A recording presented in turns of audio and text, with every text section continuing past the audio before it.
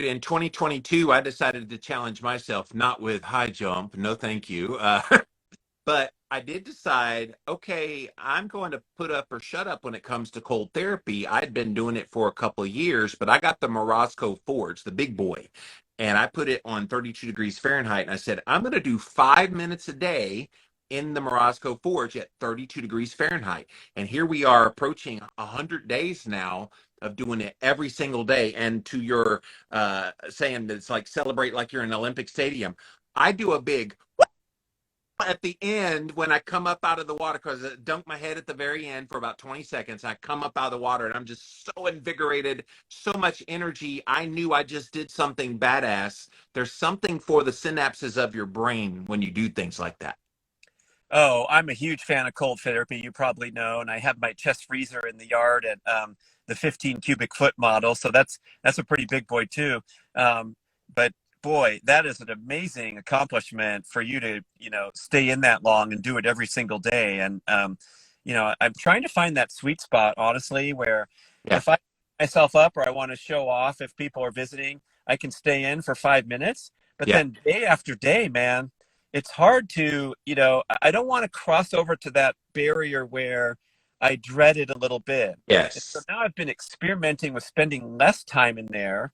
I don't Oh, want to, I don't want to, I don't want to mess you up, Jimmy. I know you got a streak going and all that, but I'm I'm already trying to there. find, where is it that it's never pleasant. We're not going to lie and say that it's like sitting in my jacuzzi at 104, but I love that, a little bit of appropriate suffering and hormetic stressor, Yes. and get the benefits all day long.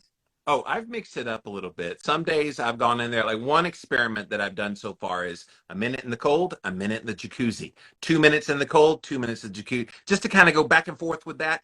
And then I ended with 5 minutes. And then a couple weeks ago, I pushed myself. I want to see what my tolerance level has built up to. And I got to 10 minutes and I was numb, obviously, in the hands and Woo. but 10 minutes in 32-degree water, like a lot. And plus I'm getting this really weird anticipatory thermogenesis where my body heats up. I literally stick a thermometer in my mouth like an hour ahead of time and it's 100.3 degrees, 99.9 degrees. I'm hot. Hey ladies, I'm hot. Hey, but I'm hot so I can tolerate it more.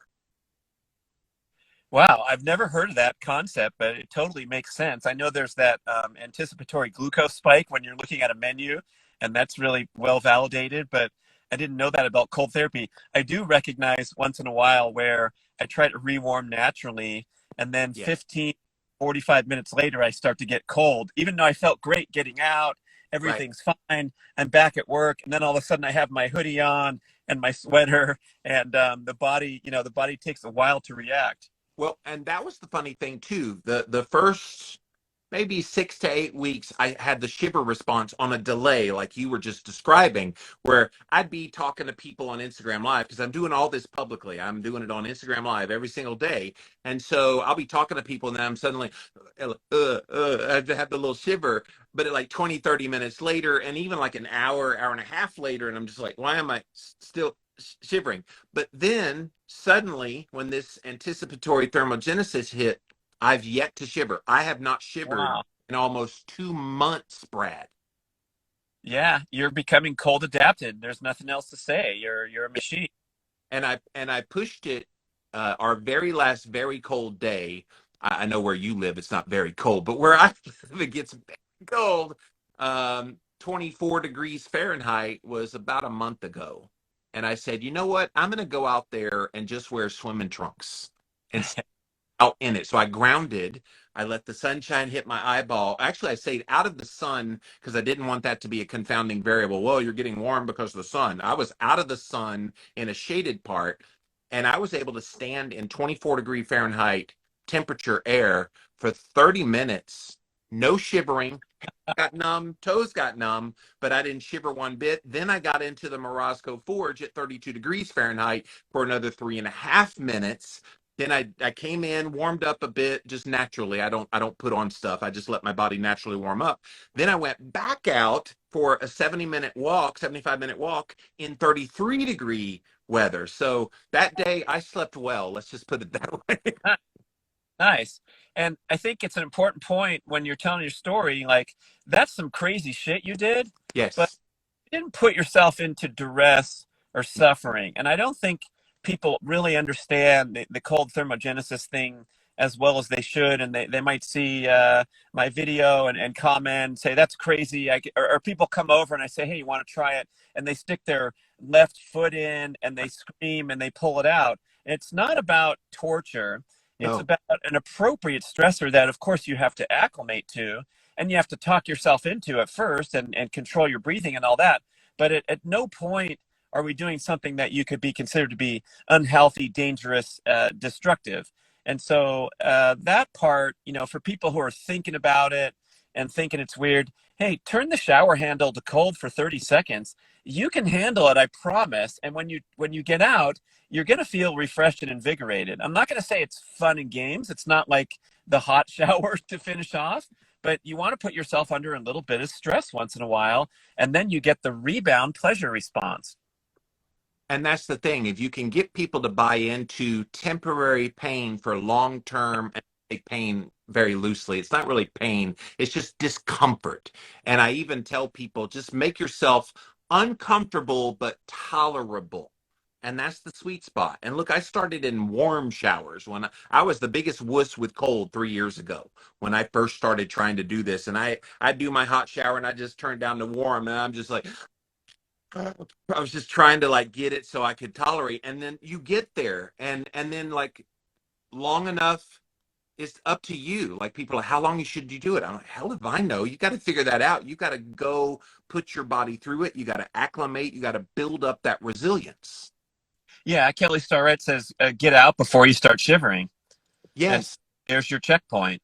And I do think the breathing awareness helps. And when I get in there, I just count my breaths and I'm Yes. not really thinking about the cold. I'm just, especially when you submerge, like I submerge at the start and the finish. And I wouldn't try this at home, but I'm just reporting that, like, if you go underwater and you can't breathe, your main concern is when are you going to come up and get some air. You're not worried about the cold because you have another layer of, fight or flight survival that's going to be the first order of business. And then when you emerge and breathe, oh my gosh, it feels so good to breathe. You're still not too troubled that you're in cold water.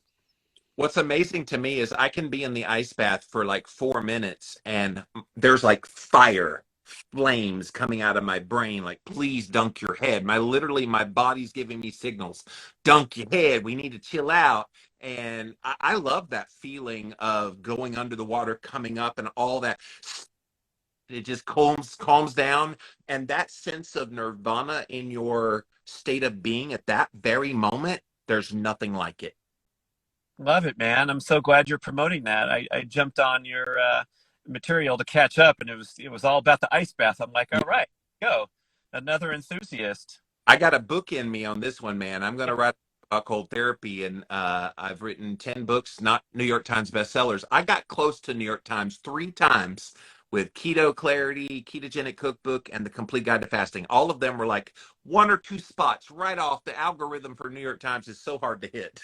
Well, yeah, let's also acknowledge here that in the old days, you could gain that so easily. And there were stories. I know people in PR where, a prominent physician would Yes. order 12,000 of their own books at great expense just so they could be forever on the New York Times list. And then what they did, interestingly, I mean, we're taking an author aside here, but instead of doing raw data and counting numbers, they sit in a room. This is a true story and evaluate with subjective evaluation of where these sales coming from. Are they coming across different channels? Are they coming across different geography? Because they don't want people to game it anymore. So now when you look at that list, it's much, much, much more difficult to get on there.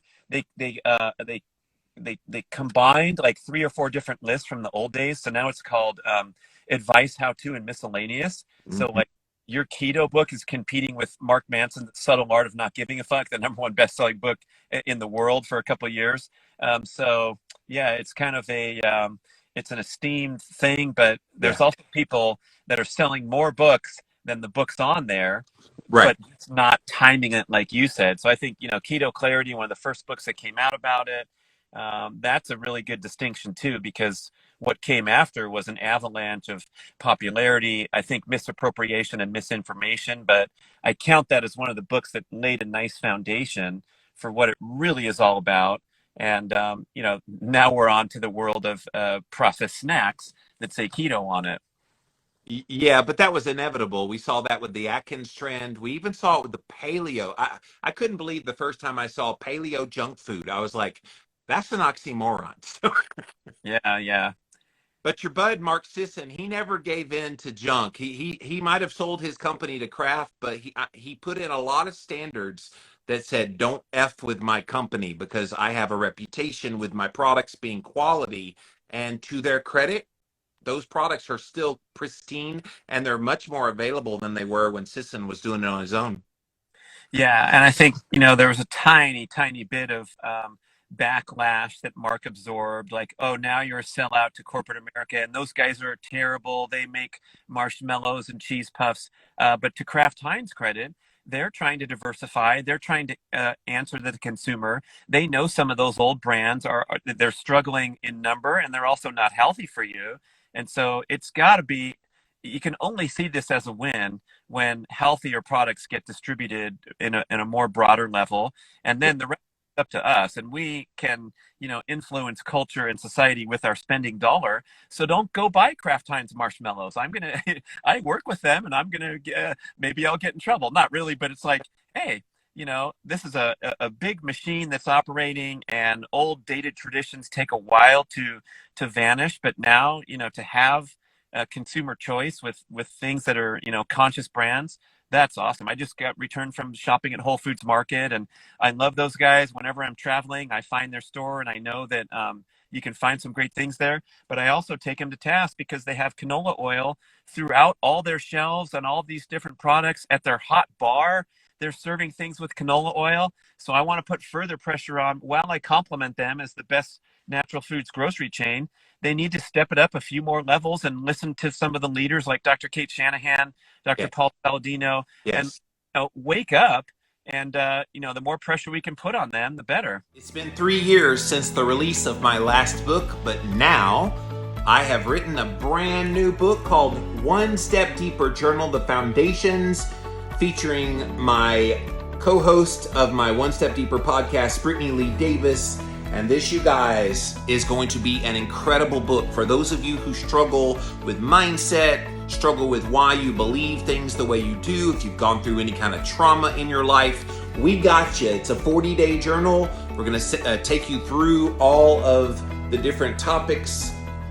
Brittany and I actually give you a lot of our own personal story. There will be lots of places to do journal entries where we prod you. This is one of the proudest books I've ever written, and it's available at onestepdeeperjournal.com. Within the next few days, we're expecting it to be available on Amazon. So go check it out. One Step Deeper Journal, The Foundations. And the way you put pressure on them is vote with your dollars. Let your money speak for what you want. So you go to Whole Foods and you can get like Bubby's sauerkraut. You can't just buy that in a store. The sauerkraut they sell in stores, it's in the middle aisles. Okay, you just killed all the great parts of sauerkraut putting it in the middle aisles. And so, yeah, I mean, I love that there are companies out there. And of course, Amazon purchased Whole Foods. And so everybody's like, oh, great, here we go. It's going to be the beginning of the end. But it's also made it more accessible. I can go on Amazon, place an order for Whole Foods in the town over from me, pay the driver a little bit of a tip, and I get 2 hours later all my groceries delivered right to my door. Like, that's convenience for health. Good stuff. Yeah, love to see progress. I still contend that we have so much personal responsibility here, and we owe it to ourselves to educate ourselves further.